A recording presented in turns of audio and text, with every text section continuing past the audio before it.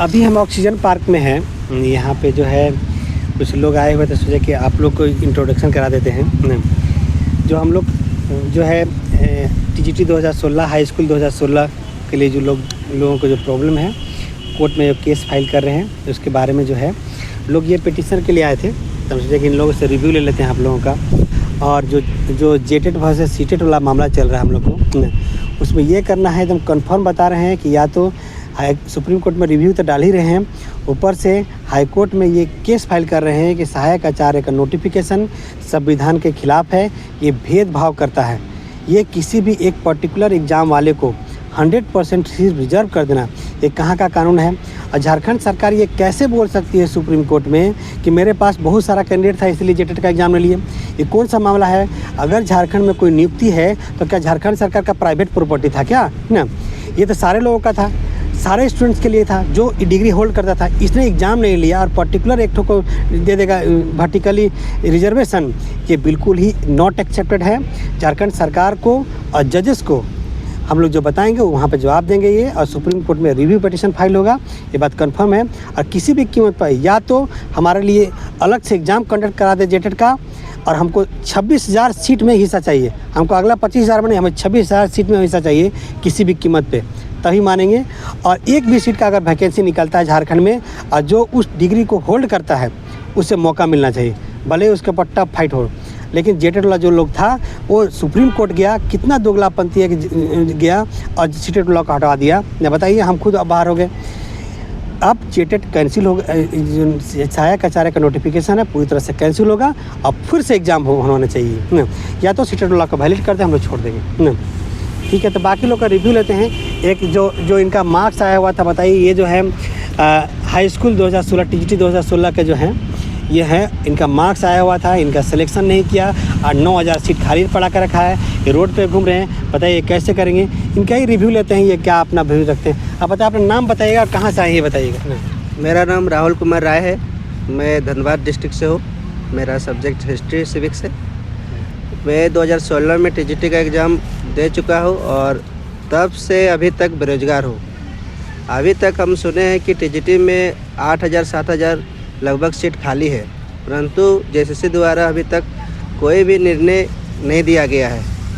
तो मैं चाहता हूँ कि पिटिशनर बनकर इसके लिए न्याय लूँ और जेएसएससी द्वारा चाहता हूँ कि कम से कम जो सीट खाली है टीजीटी में उसका नियुक्ति किया जाए, बस वही चाहता हूँ। जेएसएससी जो है नियुक्ति करे, झारखंड सरकार इंस्पेक्शन ले।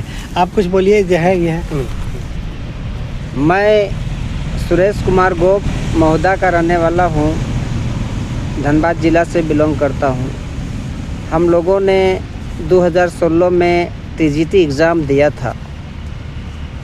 हिस्ट्री सिविक्स सब्जेक्ट था जिसमें से 8,000 से अधिक सीट खाली है, लेकिन जेएसएससी अभी तक उसमें जो है हम लोगों को बहाली नहीं दे रही है।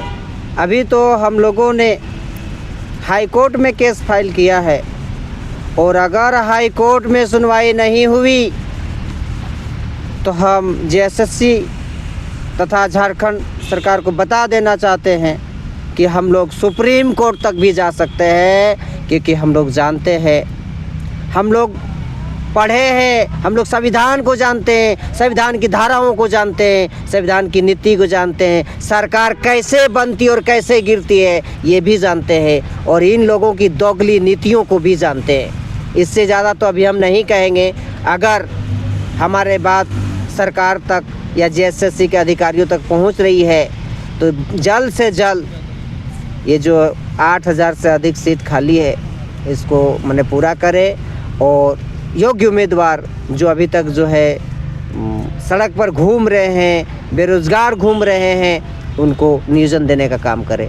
और अभी जो 25,000 26,000 सहायक आचार्य का नियुक्ति निकाल रही है, ये कौन सा नियुक्ति निकाल रही है जिसमें से जेटेट वाला और सीटेट वाला पहले से घूम रहा है? अरे भाई, जो जेटेट और सीटेट पास किया है, हर साल जेटेट और सीटेट का 2 बार सीटेट का एग्ज़ाम होता है, यहाँ कहाँ जेटेट का एग्ज़ाम निकलता है हर साल?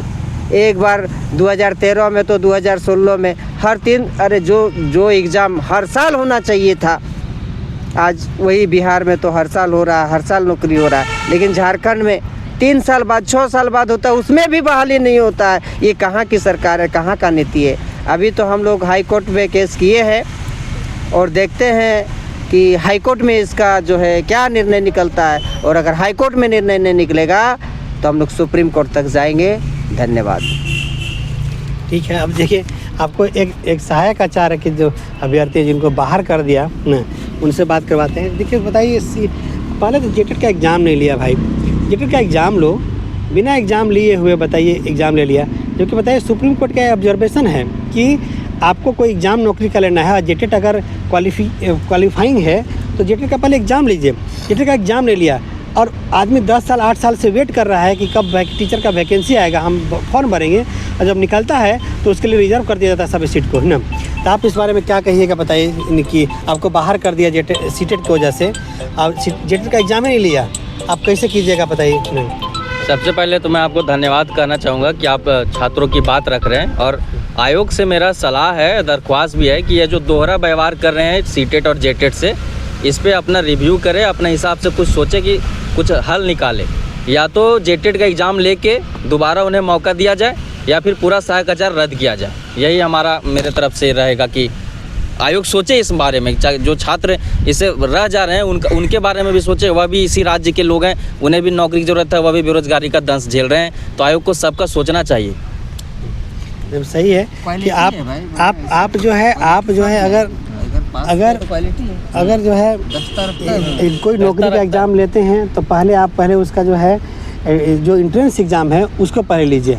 आप नौकरी का एग्ज़ाम लेने के लिए आपके पास समय है, लेकिन क्या एंट्रेंस एग्ज़ाम लेने के लिए आपके पास समय नहीं है? नहीं, ऐसा नहीं चलेगा। आपको जो है किसी भी कीमत पे आपको हमें मौका देना होगा, हमें एग्ज़ाम का मौका। हम आपको डायरेक्ट नौकरी भीख में नहीं मांग रहे हैं, हम बोले कि हमको क्वालिटी चेक कीजिए। ये नहीं कि किसी को मुफ्त में 100% 26,000 सीट किसी को दे दीजिएगा एक ही एग्ज़ाम वाले को, ऐसा नहीं होगा। उन लोग अगर प्रॉब्लम है तो हम लोग को ही प्रॉब्लम है ना। इसलिए हम लोग वैसे अभ्यर्थी जो सीटेट अभ्यर्थी हैं या वैसे अभ्यर्थी जो सीटेट भी नहीं है जेटेट भी नहीं है और उनको इंतज़ार में रह गया कि जेटेट का एग्ज़ाम होगा तो हम जेटेट का एग्ज़ाम दे के टीचर में शामिल होंगे, और वैसे अभ्यर्थी भी इस केस में आप शामिल हो सकते हैं जो सीटेट भी नहीं है जेटेट भी नहीं है, और जो सीटेट अभ्यर्थी हैं वो शामिल हुई है। हम लोग इस केस में हम लोग रिव्यू पिटीशन एक फाइल कर रहे हैं सुप्रीम कोर्ट में, और एक फाइल कर रहे हैं हाई कोर्ट में। हाई कोर्ट में फाइल कर रहे हैं सहायक आचार्य पूरी तरह से रद्द हो, और एक सुप्रीम कोर्ट में हम लोग फाइल करेंगे या तो रिव्यू किया जाए, या सुप्रीम कोर्ट में भी बात रखेंगे कि कैसे सहायक आचार्य का नोटिफिकेशन कानून का उल्लंघन करता है, संविधान का उल्लंघन करता है।